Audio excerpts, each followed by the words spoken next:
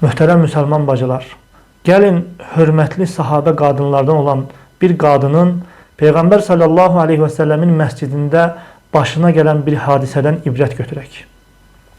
Bu qadın Qeylə binti Məxrəmə radiyallahu anhədir. Bu sahabə qadının qissəsi uzundur.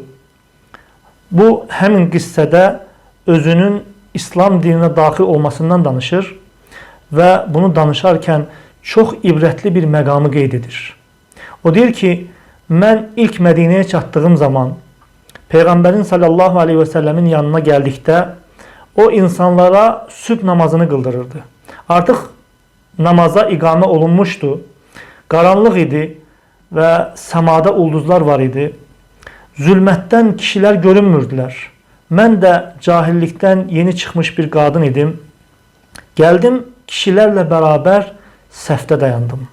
Burasına diqqət edin. Qadın Peyğəmbər sallallahu aleyhi və səlləmin məscidində, sübh namazında, Peyğəmbər sallallahu aleyhi və səlləmin arxasında kişilərin səffində namaza dayanır. Sonra deyir ki, mənim yanımda dayanan kişi mənə dedi ki, sən kişisən yoxsa qadın? Mən dedim ki, qadın. Bu zaman həmin sahabə mənə belə dedi. Az qala məni fitnəyə salmışdın. Az qala məni fitnəyə salmışdın. Get qadınların səffində namaz qıl. Qadınlar Peyğəmbər sallallahu aleyhi və səlləmin evinin yanında səfə durmuşdular. Getdim onların yanında səfə durdum. Qadın özünə üzür gətirir ki, o cahillikdən təzə çıxmış və İslamın əhkamlarını hələ tam bilmirdi.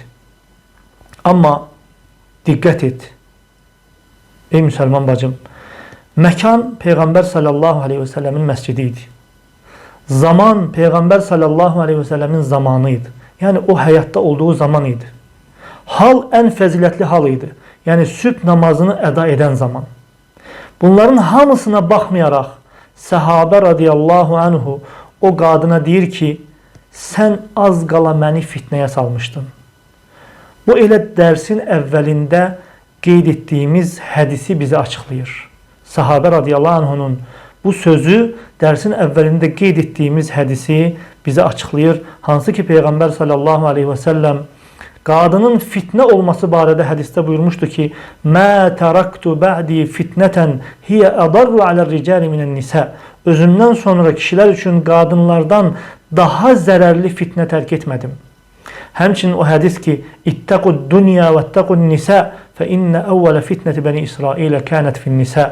Dünyadan və qadınlardan özünüzü qoruyun. Həqiqətən İsrail oğullarının, yəni Yahudilərin ən birinci fitnəsi qadınlar səbəbi ilə olmuşdu.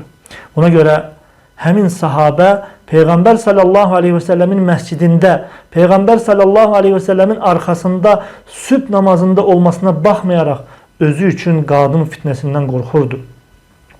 Əgər hal belədirsə, keçmişdəki kimi qaranlıq olmadığı bir zamanda və həmin zaman kimi fəzilətli bir zamanda olmadığımız halda, hansı ki o zaman elə fəzilətli bir zaman idi ki, ümmət içərisində ən fəzilətli insanlar orada yaşayırdılar, o zamanda yaşayırdılar.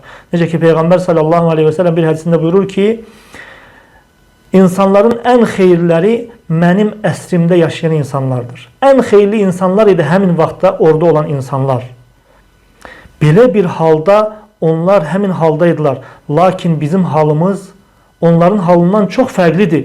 Qadınlar bazarlara, ümumi yad kişilərin olduğu toplumlara bəzənmiş və ətirlənmiş halda, indiki halda çıxarlarsa, Peyğəmbər sallallahu aleyhi və səlləmin ümmət üçün qorxduğu fitnə baş verməzmi?